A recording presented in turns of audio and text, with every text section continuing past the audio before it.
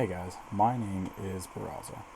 I just wanted to make a part 2 to my guide of simple ward tricks to bot lane. And I also want to give a thanks to all the people who stopped by my YouTube video and the Reddit post. I believe my Reddit post got about 150 upvotes in one day, which is my second highest rating on Reddit. It's not that high, but I really appreciate everyone who stopped by and gave me a comment.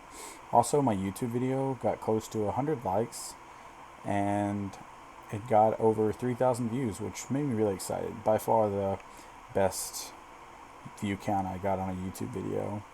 It's not like I'm a big gamer or anything like that, but I really appreciate the little things, and I just wanted to be able to make these videos to help, the random people in bronze, silver, and gold, which cover most of the community that have no idea these wards are even available to them.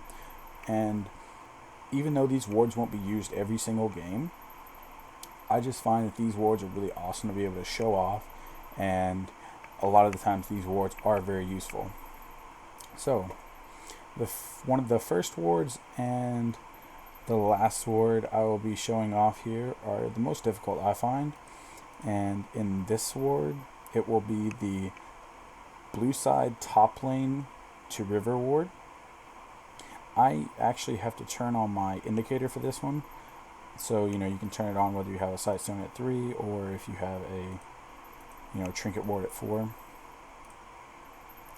What I've found is if you walk up to the corner, or the little crack in the wall, right here, just click down there, and then there are 2 spots to look for, which is this leaf and this little brown spot. I can't give you an exact location on where you need to be warding, because I've tried this a lot and failed. I've failed in game plenty of times trying to do this. But what I've found is if you just turn on your indicator and ward as far as you possibly can, you'll walk up and the ward will end up in the river, which is exactly what you want. This ward is very similar to the ward down here, where you're going to end up next to the wall, and you click down here and you end up with a ward in the river, just like in my first video. But this is for when once again, when your lane starts playing really passive and you're a little bit nervous. This ward right here is a very, very simple ward that top laners can do. All you have to do is walk up in this general area and click in the green, and you'll walk up and put a little ward in the TriBush. This ward is really nice for anybody who is playing a very aggressive top laner, especially if you fear for a level 2 or a level 3 kind of cheese gank from a jungler. Now, this ward is a ward that I find really useful as a jungler for those same top laners like Darius, Renekton, and Yasuo, who are just going to be pushed up, and perhaps you really can't gank for them, especially at an early level, because it's going to require you to tower dive. But what I found is this little corner, right? Well, one thing is you need to walk up in Baron Pit, because if you do this too early, it's going to try to path you outside of Baron Pit, and it's just going to make this ward really clunky. This is a ward you don't really want to give yourself up with. Perhaps you think their top laner has the river warded right here, and all of a sudden he's pushed in now, but you don't want to give your location, but you want to help out your top laner. This is a ward you don't really need the indicators on for, but you walk up into the side, kind of as if you're doing the Scar ward down here. And what I have found is best to aim for is on the moss itself, but near this corner. If you get what I'm saying, on this corner, but on the moss.